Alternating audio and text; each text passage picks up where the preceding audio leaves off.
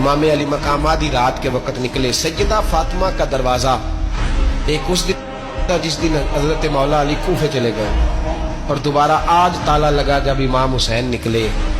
آپ جنت البقیع کے پیچھے کھڑے ہو کے حضور کا روضہ دیکھنے لگے. اس وقت گنبد تو نہیں ہوتا تھا, روضہ دیکھنے لگے. نانا تیرے کرم کے خزینے کی خیر ہو, میں جا رہا ہوں تیرے مدینے کی خیر ہو. سارا خاندان لے گئے, مکے تشریف لے گئے. حج کے ایام قریب آنے والے تھے. امام حسین نے وہاں لوگوں سے باتیں کی. جب امام حسین وہاں پہنچے تو کوفے سے خط آنے لگے.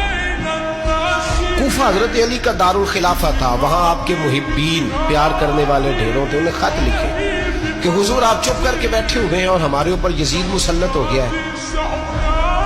آپ اگر میدان میں نہیں نکلیں گے, آپ نہیں آئیں گے تو ہم اللہ کی بارگاہ میں شکوہ کریں گے کہ کوئی ہماری کمان کرنے کو تیار ہی نہیں ہوا.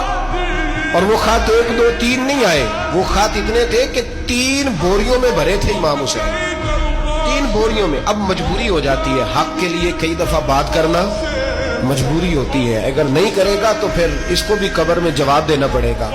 امام علی مقام رضی اللہ تعالی عنہ نے مکے میں اب لوگوں کو جمع کیا مشورے کے لیے.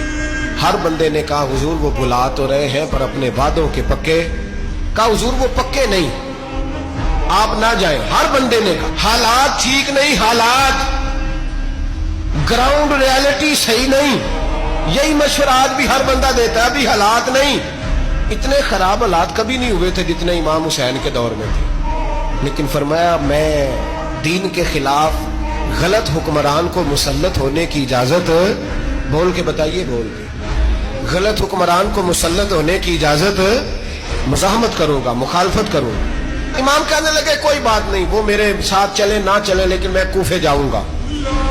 وہ لوگ میرے ساتھ کھڑا ہونے کو تیار ہے تو وہ جھوٹ ہے یا سچ ہے پر میں چلوں گا. جب امام علی مقام نے اصرار فرمایا تو جو آپ کے قریبی صحابہ کرام کی اولادیں تھی ساری, یہ بھی اب بیماری ہے. کچھ لوگ کہتے ہیں جی صحابہ نہیں ساتھ چلے, تو میں کہتا ہوں اہل بیت نبوت کے تو کل افراد 21 تھے, تو 72 میں باقی اولادیں کس کی تھی؟ وہ ساری صحابہ کی اولادیں تھی. وہ سارے, پتہ نہیں کیوں اس طرح کا فلسفہ بیان کیا جاتا ہے جس میں حالات خراب ہو